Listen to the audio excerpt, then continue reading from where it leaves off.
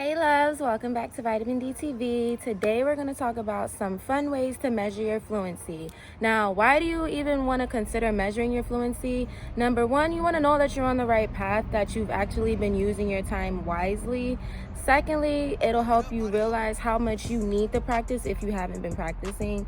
And third of all, it's a really good motivator, especially if you've been consistent, okay? Now, when it comes to measuring your fluency, it's not necessarily something you have to do every day, every week, or even necessarily every single month. I will say check in on yourself every 2 months, every 3 months, okay? Because really you're not gonna learn. Oh, the sun is coming out. You guys aren't necessarily going to learn and peep that knowledge the first month, okay? It's gonna take some time to build, so give it time. But when it's time to measure your fluency, I'm gonna give you guys some ideas, and that's right now. All right, so first of all, in writing, this is how you're going to measure fluency when it comes to writing.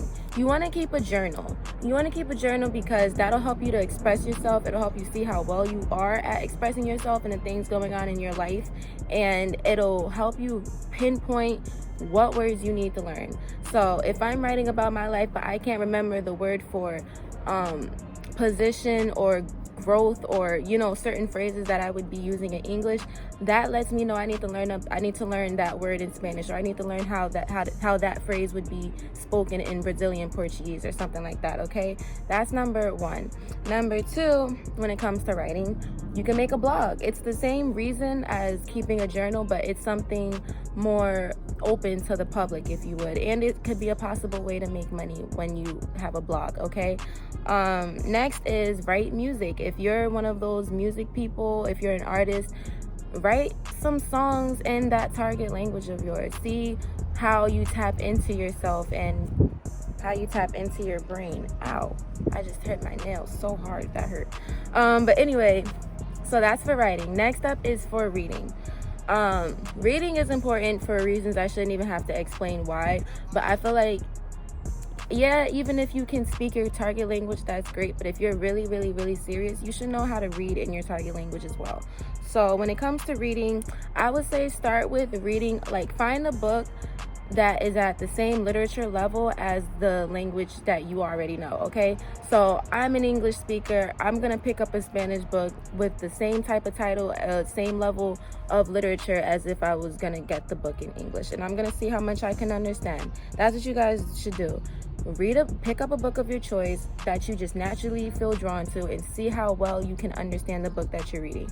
Now, if it's really advanced for you and you notice how advanced it is, you have one of two options. I wouldn't say to look up every single word, because that would be really time consuming if the book is really advanced for you. So you can tone it down by a grade or two, or you can start from the bottom and start with kids books and see how you feel and work your way up from there. But I would say tone it down a little bit from the level that you are already at in English, or your target, or your native language. Okay, next is you can test out that vocabulary with flashcards. I personally use the app Tiny Cards. I have a list of vocabulary words, and I just put those vocabulary words into the Tiny Cards app. I like Tiny Cards because it comes from Duolingo, and y'all know I definitely vouch for Duolingo. And it also, like, it'll naturally automatically let me know when it's time for me to practice. Like, all of the little decks of cards would be golden if I'm sharp with them, but if I start to forget, then it's not so golden anymore, and I got to work my way back to it. So it's a really good way to let me know when it's time to really practice these words. Next up is when it comes to reading, I put something cute. I put to cook something of the culture that you're learning their language from, and see how well you can follow directions. Following directions is very important. Also, if you're going to live in that country, you might want to know how to cook some of their dishes. So see how well you can follow the directions of the recipe when you're cooking it, especially if it's something you've never made before. That's for reading. So we did reading and writing so far. Next up is speaking. First of all, obviously, you want to have a conversation. Have a conversation and see how well it flows. See how smooth it is, okay? See how fluid it is. The longer the conversation, the better. So if you already know this person and you say, hey, can I practice with you real quick? And y'all really have a good convo, if it's a long-lasting convo and you can get past the small talk part of the conversation, you're already doing great. The next thing you can do is go to the town that only speaks the language that you're trying to learn. That is immersion 101, guys, and you don't necessarily have to move to another country or go to another country to do that, okay?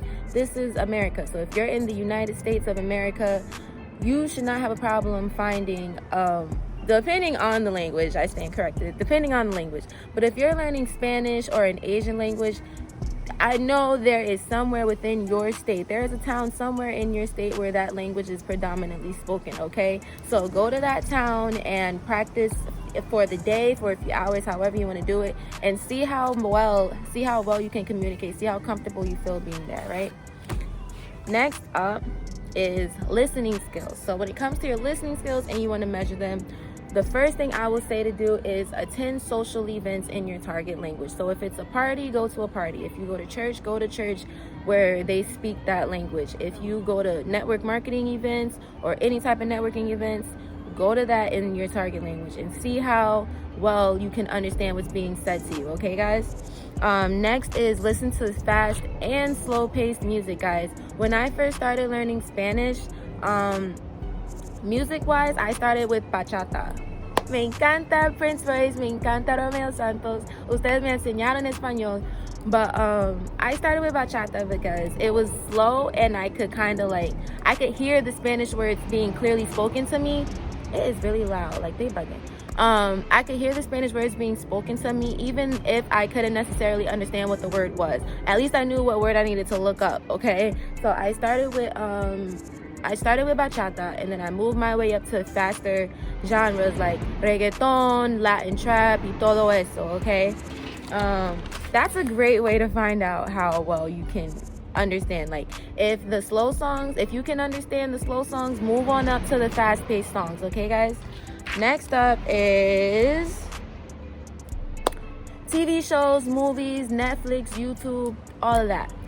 Watch those shows. See how well you can understand what's going on. Like, when I was learning Spanish, I started with the Mexican novelas, like La Reina del Sur. Oh, that was such a good show. Ruby, the Mexican novella, that was my show too. And both of those had dialogues that weren't too crazy for me to understand. And then I moved my way up to La Viuda Negra, which is about Griselda Blanco. It's a Colombian show. That vocabulary, it had me in for my money. Like, I really had to learn some vocabulary there.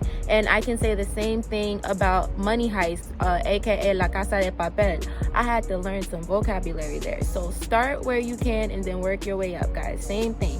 Another thing is the same thing with podcasts and the radio. There's podcasts for absolute beginners, and then there's podcasts for the real talks that people aren't even trying to teach you a language. They're just talking about whatever subject they're talking about. See how well you can understand them and write down the words you need to learn, guys. Last but not least, play games. The best type of game I would say to play is anything that involves quick recall. Like, when I practice on Duolingo, like the practice part of Duolingo, they give you sentences that you gotta write fast. You gotta comprehend them fast. Fast recall, because when it comes to you in that conversation, you want to be able to quickly recall the words that you're trying to use. So I would say play games. There's other games. There's apps called Close Master. There's apps called Drops. Drops is really great, especially if you're really busy and don't have that much time to practice a language. But yeah, just play games because that really helps you. You want to keep your journey fun, okay? You don't want to get bored learning, or else you're going to take a break, or you're going to start learning a new language because it gives you the rush again, okay?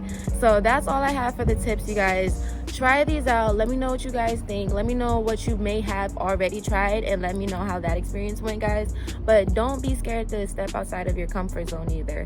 This is definitely gonna be a long journey for you guys, and technically it doesn't really have an end. I've been learning Spanish for like 7 years now, and I still come across words that I don't know, especially considering Spanish is spoken in like 20 something countries as it is.